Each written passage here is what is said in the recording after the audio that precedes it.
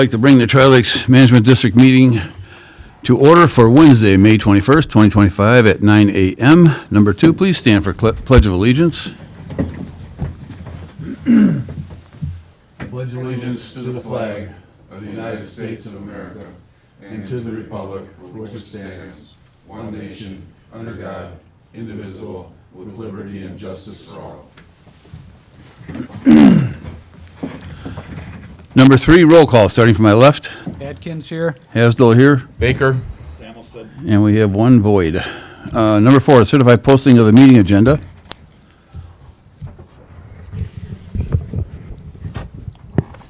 The agenda was posted on 5/20/25, Daily Tribune 8:57 a.m., Town Hall 8:22, Nakusa Port Edward State Bank 8:10, and Quick Trip 8:16.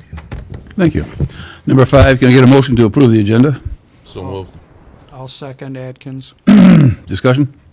All those in favor, please signify by saying aye. Aye. Any opposed?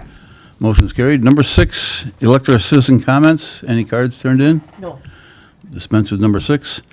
No action contemplated except possible referral to future agenda. Number 7, information updates, meeting recaps, current events, and announcements. Brad? Mike? No, I have nothing. Just to remind everybody that June 2nd, we're going to be having a dedication of the 2 nano bubblers out on 8th Avenue Bridge, starting at 11 o'clock in the morning.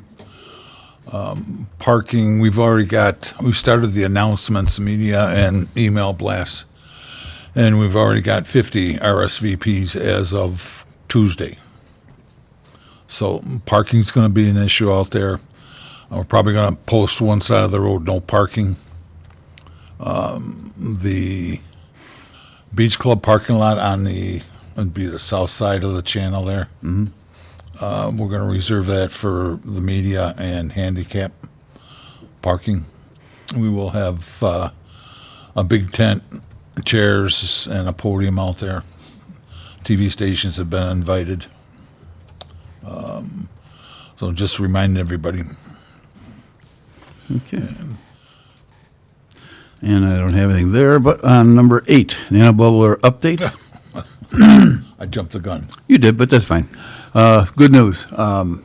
Alex, he had an issue, his wife had an issue, so we were a little behind on the floats, but he's got the floats. He'll be there tomorrow and install them. Good. Lincoln's out there right now replacing the hose that kind of blew out. And Molier's out there now. They found a little water leak in the air tank, so they're working on that. So they're going to be having it, they'll probably have it fired up tomorrow or Friday, and start getting more testing done. But it's all good news. We're going to fire up to make sure it's working. We're not turning it on until June 2nd. Right. I told them, they were questioning this morning. I talked to Mike and Mark this morning. When I was talking to them, that's when Alex called up and said he's got the floats. He'll be there tomorrow. Okay. And I suggested, too, they put 2x12s across all 3 floats to steady the weight out, and that should take all the weight off the end of the pier. The framing I was talking to Alex about that too, and he had a concern about what is a 2x4, that frame right at the front that's kind of holding the pipes at the very end. He was saying that if it's because it actually raises the front end of the pipe off of the platform. And if it's not sitting directly on the platform, that affects the weight distribution as well. Yeah. And taking that out and having it sit flat on there will help with the weight distribution on the front end as well. Yeah. I think the reason they put that wood around was varmint proof. Varmint proof? Are you talking about going into the unit, or are you Yeah. talking about in the pier? I'm Oh, talking about I'm right sorry, at the I meant- end where the okay. pipes are hanging over Yeah. the edge. Like that, and it's kind of suspending the pipe up off of the platform instead of having it flat on there. He says that affects the weight distribution as well. Also, and I talked to Mark a little bit about it, and I'm sure, is Chris here? No. Chris had emergency surgery. But the space between the suction and the discharge, I was kind of talking with the Moliere guy when I stopped out there too. That may be an issue, and I'm sure they're gonna address that as they get it fired up and testing, but I was. When I talked to Chris last week, I mentioned that to him. He does not think that that's the problem because of the way they're angled. Okay. The other thing too is with the other floats on there, they might be able to just slide them over too. I don't know how they get them connected, but they have the option of now sliding them Yeah. over on the other parts there. I So. was just concerned about, Yeah. Oh, yeah. discharge just being sucked right back in Yeah. and having a, Yeah. Yep. So I think we can resolve that one. So they might, I know talking to Brent from Lincoln, they got some flexibility in there, so they could move it. So we'll see. The other thing is, I had to make a couple calls this week. The pier at 1023 Squire was unusable basically. So I made a call. I told Josh to go ahead and replace that one, which he's doing right now. The rest of the unit is at the Neo Bubbler is at 1023 Squire. They got the new cover on there. It's ready to go. nice, I saw that. Mike and I saw that. Yeah. I went down there with the cutter. They said it was a sand color or something they did. Yep. So Yep. came out good. Good. That is a nice unit. So thank Tom for having us go through that process. So anything else? I think we're up and running on all that. So anything else to add on the June 2nd? No. Looks like it's going to be a easy start. We do have to limit the testing on it. Jay does not want the units fired up until June 2nd, but I talked to the guys this morning. I said, if you got to run it 24 hours for testing, go ahead. Put a sign on the door that testing process, so if DNR comes by, they know we're testing it. So I'll give Jay a call later to let him know. So, Number 9, 14 Mile Watershed Alliance. Dave? I'm told that these speakers, that one green, this one works. I don't know about that one. Okay, the light's on, so hopefully it's working here. Just a couple items. First of all, 14 Mile Watershed Alliance has started our annual outreach at the farmers market. So we'll be doing that all summer. I wanted to mention that this Friday, the proceeds raised by Visit Rome will be donated to 14 Mile Alliance. So we're hoping for a good turnout and good weather. Other than that, we're still deeply involved in the planning process for State of Our Lakes on June 7th. So that's coming up. One other thing is our lead in watershed monitoring, Phil Rockenbach, is proposing a stream flow study and some analysis of some nutrients and tissue sampling for some some of the weed batches that come up from the harvesting. So maybe Brian, if you could go into a little more detail on that. And we are asking for some to cover some lab testing costs from Tri-Lakes. Yeah, this is only just kind of preliminary. It's just, I know you guys collect the data on the amount of weeds pulled out, and you've gotten an analysis in the past on, phosphorus, but the more important number, of course, is nitrogen. So we just wanted to start looking at the possibility of doing an analysis on how much nitrogen is actually taken out through the weed harvesting.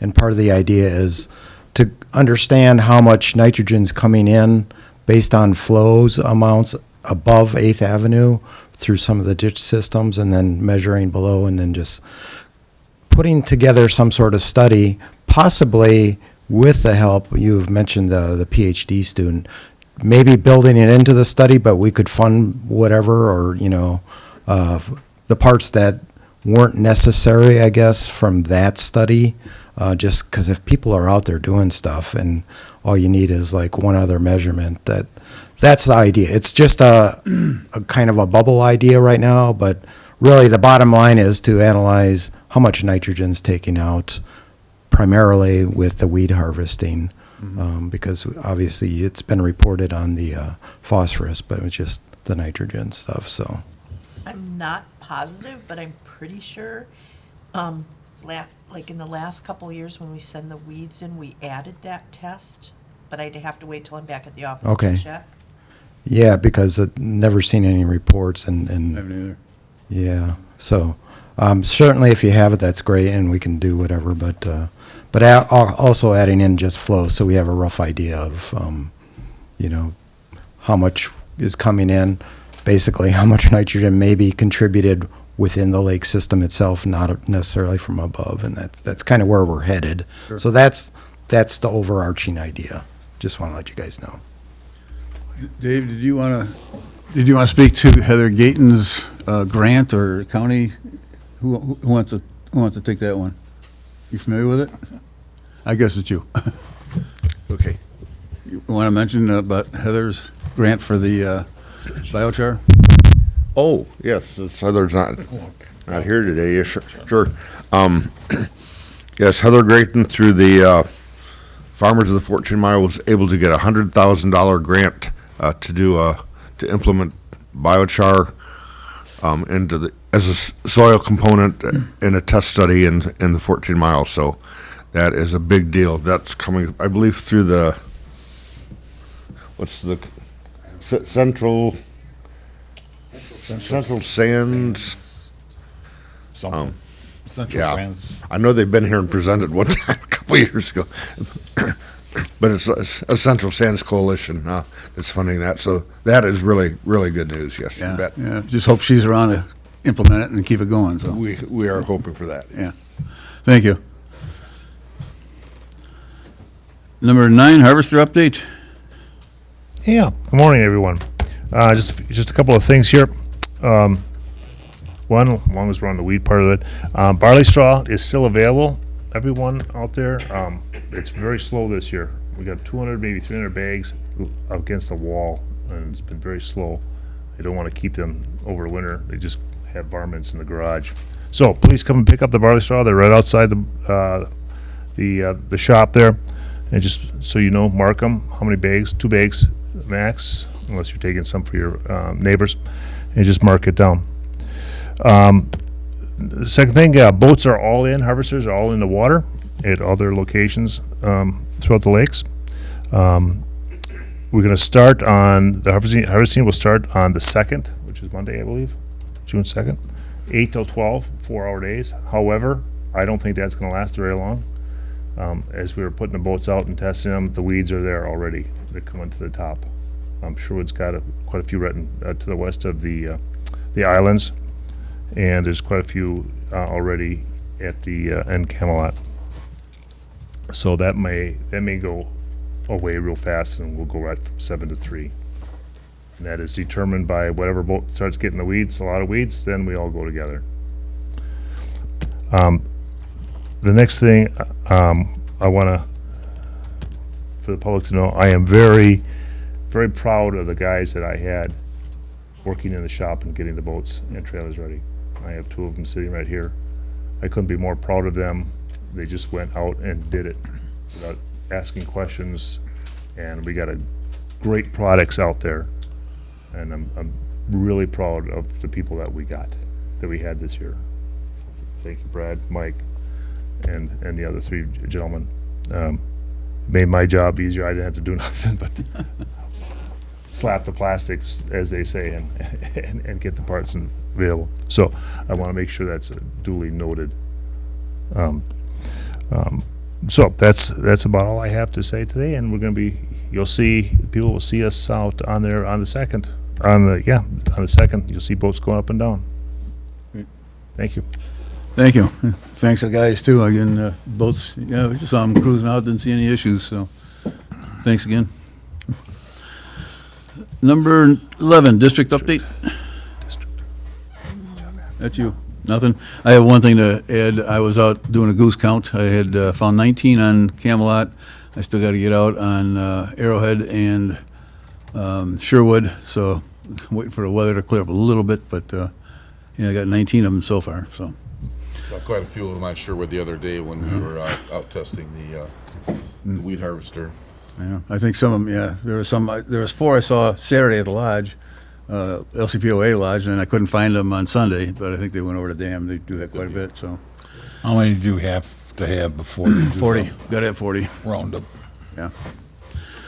40 on each lake, or No, just 40 40 total. 40 total. And what we did last year too, the ones on Camelot, we did get some, but other ones we pushed over the dam to Sherwood, so it made it a little easier.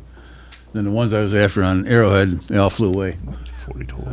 40 total. just in time. 40 total. Dave already took your thunder, so you can repeat it though. Really, Dave? All right, number 12, county WIDNR and 9-key element update. For the county, last night at the county board meeting, the county board passed the ATV, UTV ordinance, allowing the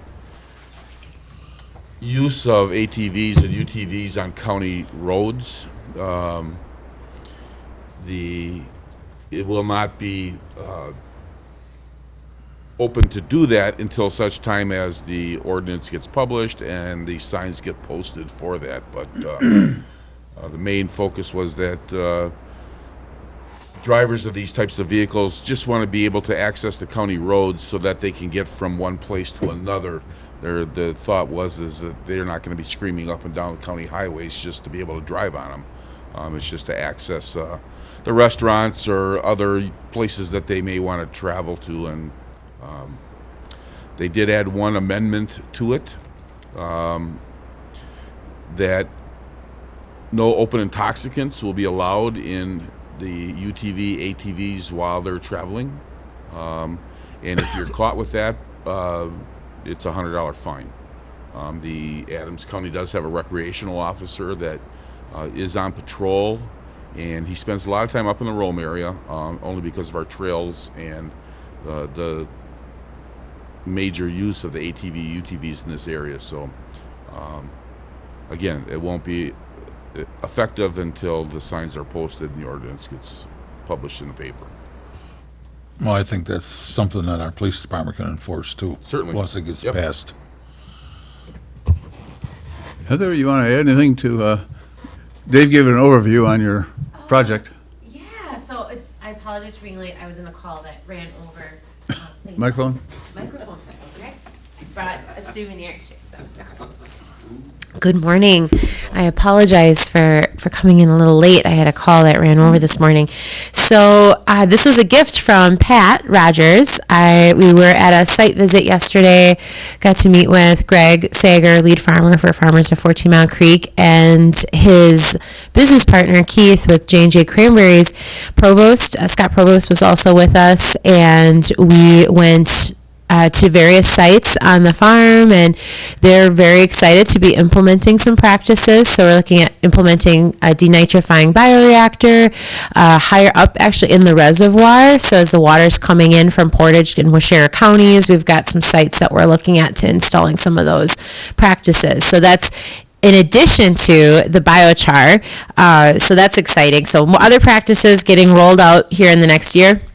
The 9-key element plan after Shane, oh my goodness, I'm going to butcher his last name, Wood County Conservationist, if you've met Shane. He gave a really wonderful presentation with Farmers of Mill Creek and their 9-key element plan, because I'm going to come back to the biochar grant in just a moment. So the Farmers of Mill Creek and the Wood County Conservation Department they've been putting millions of dollars into watershed 9-key element planning, and they've not just the plan, but the plan into practice with EPA and DNR funds. And when I was talking with Scott yesterday about this, he goes, yeah, you can start applying for trim grants and surface water grants to then, because if a lot of those grants, those funds are only 319 eligible. So I learned that because we have a 9-key element plan, we can now use that plan to apply for larger pools of money to implement practices and to do bigger things, bigger projects. So I'm super excited about that. Scott's going to help me because I've never written a trim grant before. I think a couple of my colleagues have before, but I definitely want to get some other practices rolled out in the watershed, or at least get the ball rolling in that direction. The bag I brought here is biochar from Pat. She gave this to me yesterday on our site visit, and with that, yes, we're getting $100,000 to roll out biochar in Central Sands. It'll be over a 2-year period.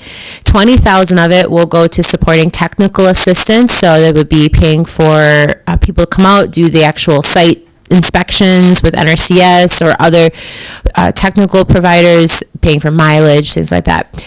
And also, no matter what happens with my position, I'll be able to come and support with that as well. So it's really great. $80,000 in actual cost sharing of the practice itself. The Sand County Foundation is organizing a meeting with the Wisconsin NRCS. Since this is a practice that is not very familiar to the state of Wisconsin, it's a little bit more prevalent out in the Pacific Northwest. So it's definitely going to be a great learning experience. I'm excited because of the diversity within the project. So Ho Chunk Nation is interested. They've got some property in the just on the edge of 14 Mile, just a little bit south of 14 Mile, upper Big Rocher Creek. They've got some property, but they've have just, because this is an indigenous practice, that's where the real transformation, I believe, happens, is when we start bringing in people, organizations, governments that maybe have never really been a part of the conversation. And there's just thousands of years of ecological knowledge that I'm really excited to collaborate with them. And then we've got, who else? We have a couple bigger growers, which I'm really excited about. So with UW-Madison, with the installation of the lysimeters, monitoring the nitrate leaching. So really seeing how does biochar really impact, sequestering that nitrogen in the soil, and what that could mean for our sandy soils here in Central Sands. Like I'm super excited about it, and I think we've got air curtain burner access to one that we're looking at to get that put up at the Sand Valley, where they're doing a lot of land clearing. And I know Scott Bordeaux has been making that introduction and making those connections with me. It's just like we have so much biomass here. We're gonna have no problem sourcing it. Pat has got connections in some of the corporate, those corporate entities that may even look at putting up a biochar plant somewhere. Like we're here in Central Sands, that we could really support, have more capacity. But we got to start small. So we're starting. This is $80,000 is still a lot of money, right? But it's a small, kind of like the seed money into seeing what the demand is and how many producers really take interest. And then once we have an understanding of the demand, but also the amount of loading, so whether it be from the weeds from the lakes or the slash from managed forest land. The Nature Conservancy is doing a ton of land management. The county is looking to really step up and manage their land. So I don't think we'll have any problem with fuel load, getting the actual biomass. So really exciting things, lots of stakeholders coming to the table, and yeah, we can take any questions if people have questions. Yeah. Who's the grant coming from? Sand County Foundation. So the money is RCPP, Regional Conservation Partnership Program. It's a pool of NRCS money that goes to organizations to then disperse for like producer-led watershed groups. So Sand County Foundation, a lot of their projects they fund are in Illinois, because Illinois doesn't have quite the robust producer-led watershed group program that we have through DACCAP.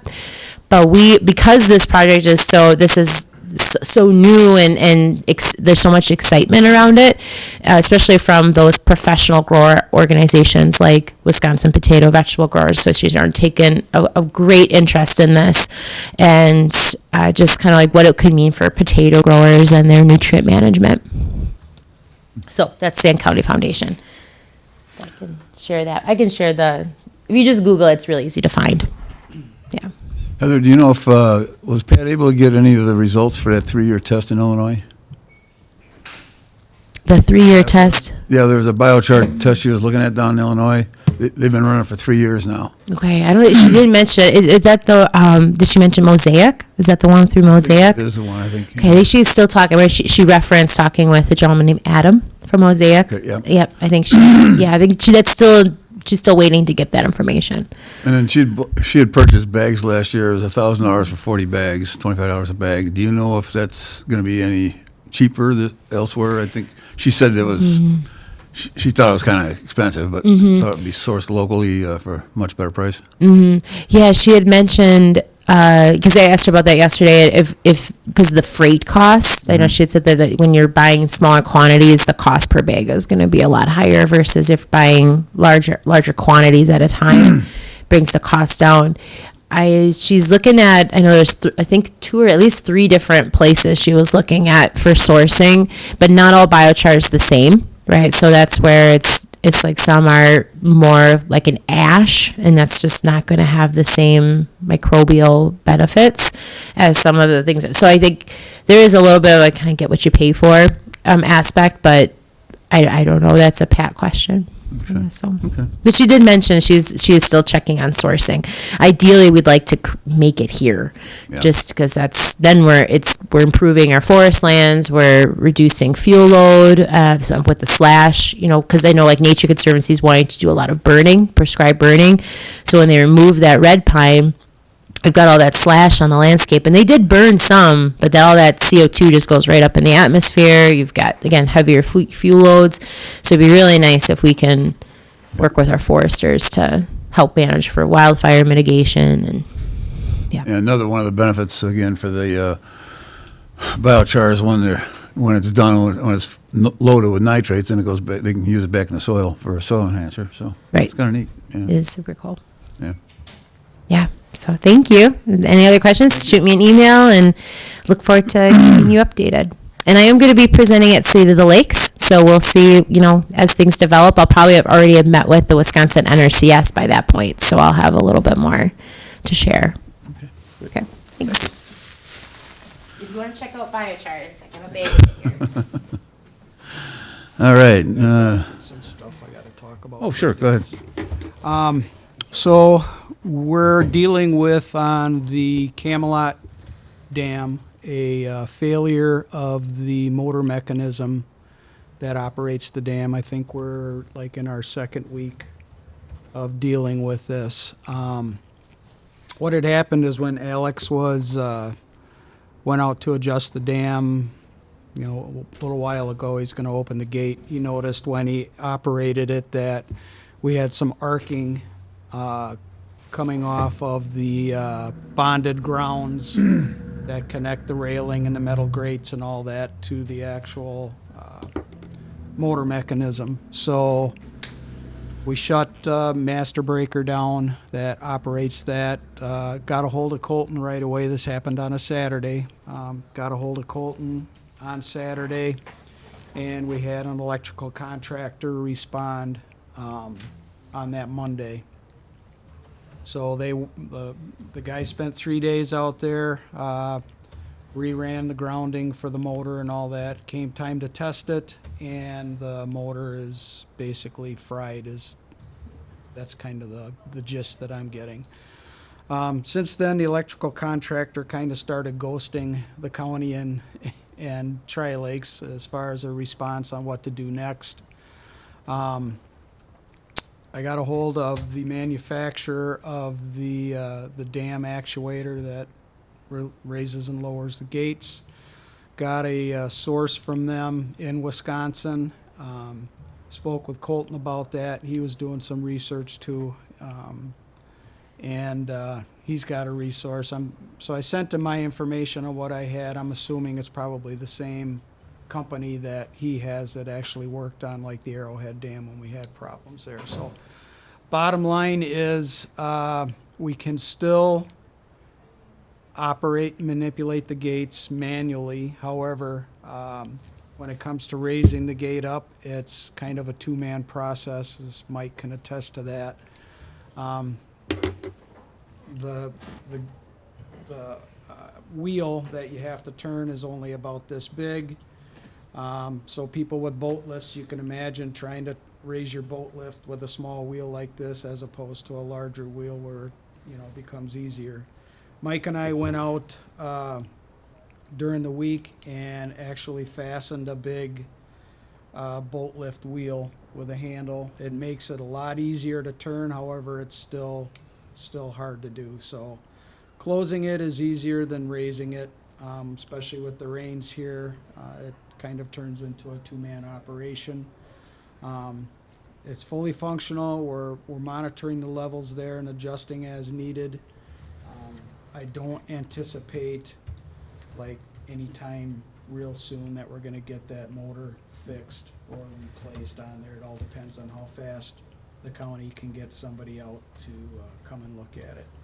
So that's where we're at right now. Levels are within the normal range on all three lakes right now, even with all the rain that we had and the problems that we've had with it, so. Any questions or comments? Well, I'm guessing we're spending a little more on payroll, so I wonder if we ought to, I mean, we gotta pay you guys. That's the only right thing to do, but I think we have to make a call to the county and try and get an adjustment on the amount we're receiving on an annual basis. Just a thought.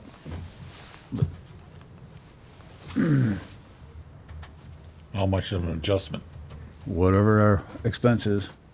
They give us 10,000 a year. If we're spending 12,000, I think that they should cover the other two. It's not our issue, it's their issue.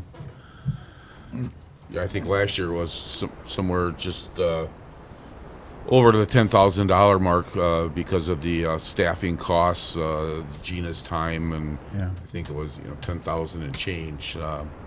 So I thought about approaching the county and asking for an additional $1,000 or $2,000 a year so that we're not taking the money out of our budget to Right. pay for a county issue. Yep, yeah. Thank you. We'll keep that in mind. All right, number 13, town update. You have anything? I don't.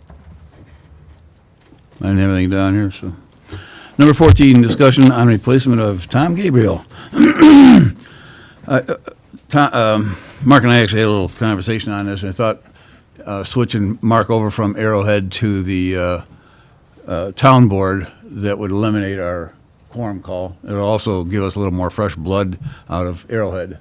So instead of having 3 people from the town board on here making calls, I think it's better to cut it down at least to 2, and then have somebody else come from the area from Arrowhead. So just, that's my thought. Just want to see what the rest of the board was thinking on, if it made sense. I think it makes sense. I have approached Joel Barth over at Arrowhead. I meet with the Arrowhead board, I think it's on the 27th of this month. And I told Joel that I'd like to step down. I said, I really want to stay because of the Bubbler project, but to eliminate a quorum issue, if they can find somebody else to take my spot and represent Arrowhead, I would appreciate it. Hopefully next meeting we'll have somebody then for available, and then we'll handle it then. Thank you. Discussion and possible action on the following items. Number 15, approved minutes from Wednesday, April 16th, 2025. I'll make a motion to approve. Adkins? I'll second it, Sammelstead.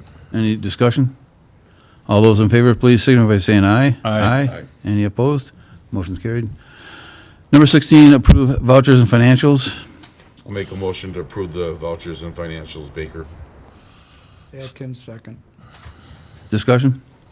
One note, Nicole's looking for the report. Regina, can you get her that report? The financial reports? Yeah. Yep, that's on my list for this Okay. morning. Other than that, okay, thank you. Yeah, we're very healthy. We're still sitting on, just a FYI, we're sitting on, what was it? I think it was 563,000 at the moment. That's from the tax input. We also did not use borrowed money from the bank for the last 2 purchases. So those are available, should we need them, towards the end of the year. So that's close to $300,000 I think we did not borrow. Yeah. So that's, it's in our pocket if we need it, so. But if we don't have to spend that money, we don't. Any other discussion? All those in favor, please signify by saying aye. Aye. Any opposed? Motion's carried. Number 17, discussion of possible action, resolution to the town board to adopt a wake boat manipulation ordinance. I'm going to ask that we don't take any action on this. I am in contact with Jeff Messerman from Last Wilderness. I'll be meeting with him next month to come up with a plan. And after him and I talk, he would like to have a Zoom meeting with Tri Lakes to inform them of what's going on.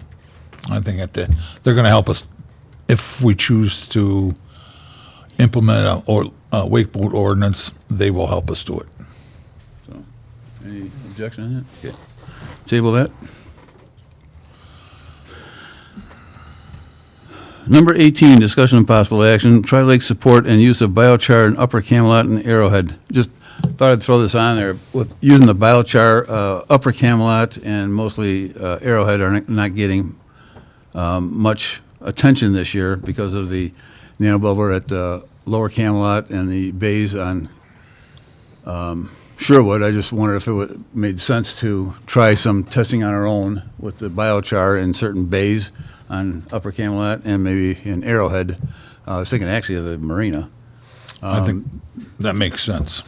Yeah, that's why I was asking Heather about the price, because that $25 a bag is very high. So I thought I'm not asking for approval right now. I think if the board wants to pursue this, we'll try and get some prices on different quantities and look at different bays to put them in. I just thought it'd be a neat way to test some of the other lakes here, do something. In the lake or on the shoreline, or what are we talking They're about? the bags, like the barley, except a little Oh. bigger, and you just tie them to the dock. Okay. Yeah. I've got two of them on my dock from last fall, so. And then, actually, when you test them, you just take a little material out of there, send it in for testing. You can leave the bags going. They're good for, what, 2 years? Something like that? Yeah. If you have the right Makes materials, of sense. course, so I think if the board, It makes sense. Good idea. I'll see what the prices are, and we'll come back to you on that, so. Alrighty, and number 19, discussion of possible action, set date and price for beach rollers. I think Regina's already taken care of that. Would you like to explain with your microphone, please? Normally, I get a lot of calls for beach rollers a few months before this. I have not gotten a single call. Usually, we only have about 2 or 3 left. We have 18? 17 or 18 left.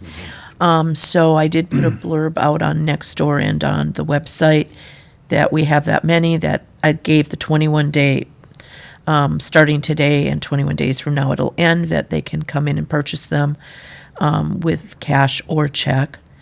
And then they're first come, first serve. Okay, I'll put one on the site I operate too with a picture on there. I think the picture will help. You could steal the one off of the website. Oh, yeah, yeah. For the same price Yep. that we did last year? Yeah, we're at 200, yep. So, all right, thank you. Don't need any action on that. 20, discussion of possible action, financial support for Adams County for employment, Heather Gayton. But again, this is just a placeholder because we want to, if the county ever comes up with some solutions, we'd like to keep it on our docket. So hopefully something keeps moving forward with them. Shane is a full-time employee at Wood County, correct? And he's been with them, that's been his job as a 9 element plan for how many years? And he's brought in how many millions of dollars? And he has, like you said, 6 employees Yeah. in that office. And we so- can't get one in Adams. And we got, what, 21 lakes here? And we have we have the 3 full-time staff positions, but I mean, they're at capacity. I mean, I Yeah. think it's for the types of projects that we really want to implement and practices we want to implement in this county. Yeah, I mean, I think there's definitely enough work for another full-time person, for sure. Especially when it comes to like the local conservation and education, like the outreach, Yeah. planning those field days, all of that. It's a lot there. All right, this is a placeholder, so we're gonna keep going, so. All right, dates and items for future agenda and meetings, next, 21, next agenda items. Should come back with biochar info. We'll have, Maybe the turnout for the nano bubbler Oh, project, how that was received by the public. okay. And anything else? Yeah, think of anything, give me a holler, we'll move forward. All right, 22, next meeting date and time, June 18th would be the third Wednesday in June. June 18th, is that good with everybody? We should be able to get somebody then from Arrowhead, we hope. All righty. Can I get a motion for adjournment? So moved. Baker? Second, Discussion? Atkins? All those in favor, please signify by saying aye. Aye. Any opposed? Motion carried.